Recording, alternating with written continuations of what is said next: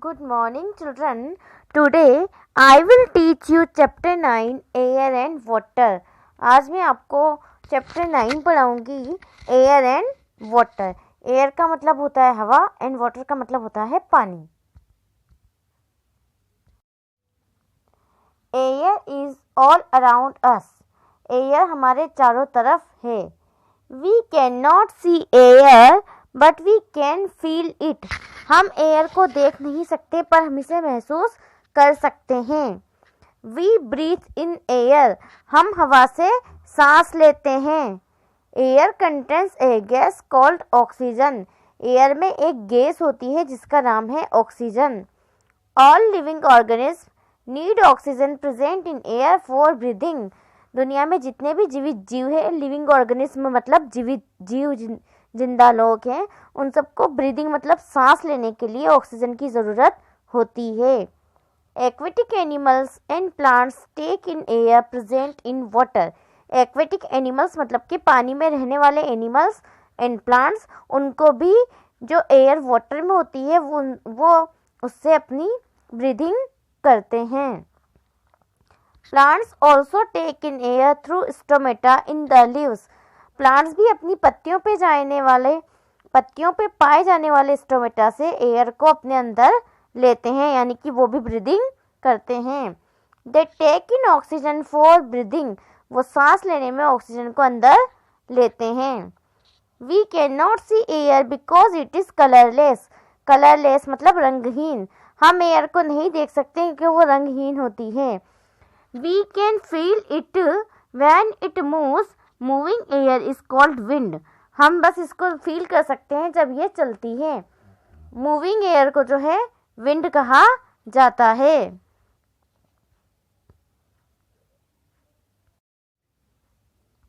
Properties of air. Air की properties क्या क्या होती है. Air is colourless. फर्स्ट है एयर इज कलरलेस. एयर का कोई कलर नहीं होता है. दूसरा, we can feel the air when it moves. हम एयर को सिर्फ फील कर सकते हैं, महसूस करते हैं जब ये चलती है. Air has no smell. Air की कोई स्मेल नहीं होती. Air has wait.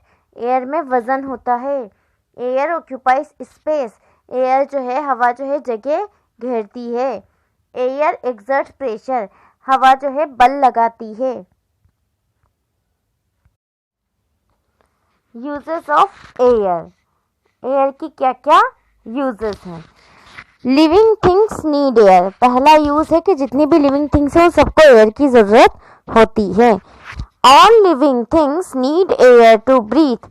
जितनी भी जीवित जीव हैं उन सबको ब्रीथ करने के लिए, सांस लेने के लिए एयर की ज़रूरत होती है. Fishes breathe air through gills. Fishes पानी में, मछलियाँ पानी में रहती हैं, इसलिए जो वो सांस है वो किससे लेती है, गिल्स से लेती है. They use air in the water to breathe. वो जो पानी में जो एयर होती है उससे वो सांस लेती है. Plants also need air to breathe. Plants भी सांस लेते हैं.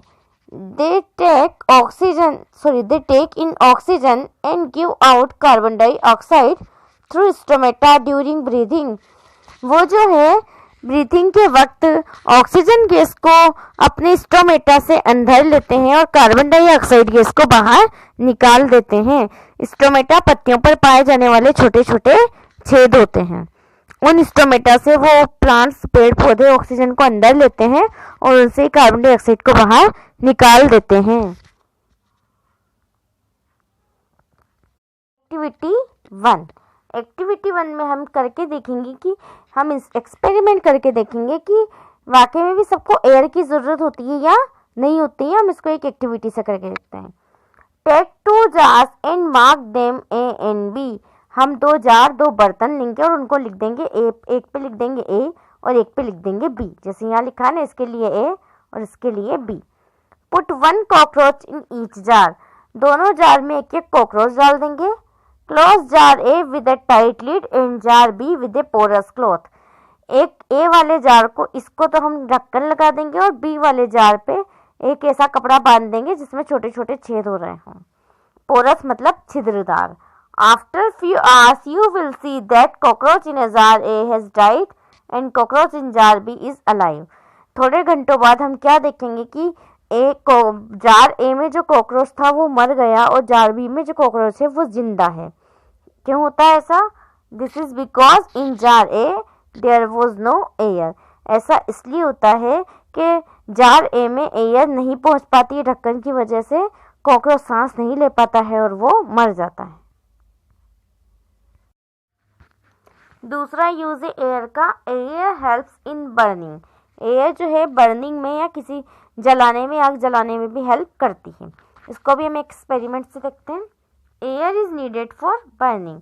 एयर बर्निंग के लिए भी ज़रूरी होती है. Take 2 candles and light them. हम 2 अलग अलग कैंडल लेंगे, उनको जलाएंगे. Cover one of them with a glass tumbler. एक को हम गिलास से ढक देंगे. The candle which is covered with glass gets extinguished after some time. Extinguish का मतलब होता है बुझ जाना. द कैंडल, वो कैंडल विच इज कवर्ड जो कि ढकी हुई है, विद ग्लास, ग्लास से, गेट एक्सटिंग्विश्ड मतलब बुझ गई, आफ्टर सम टाइम कुछ देर बाद. तो वो वाली कैंडल जिस पे हमने ग्लास ढका वो कैंडल थोड़े टाइम बाद बुझ जाती है. This is because there is no air inside the glass. ऐसा इसलिए होता है कि ग्लास में जब तक एयर थी तब तक तो वो जली, और जब एयर ख़त्म हो गई तो वो जलना बंद हो गई. इससे हमें पता चलता है कि एयर जो है बर्निंग के लिए भी बहुत ज़रूरी होती है.